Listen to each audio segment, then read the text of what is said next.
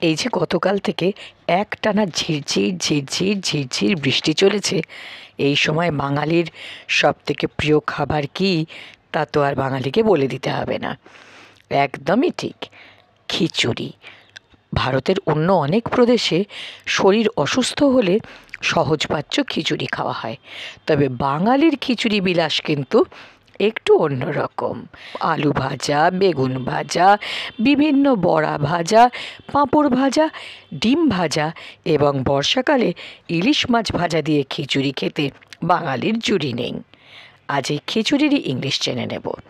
খিচুড়িকে কিন্তু আপনারা খিচুড়ি বলতেই পারেন, কেননা এটি একটি প্রপার নাউন এবং আমাদের দেশের একটি বিশেষ খাদ্যের উপকরণ। কিন্তু ইংলিশে একে বলা হয় হচপচ, HOTCHPOTCH। হচপচ হলো খিচুড়ি।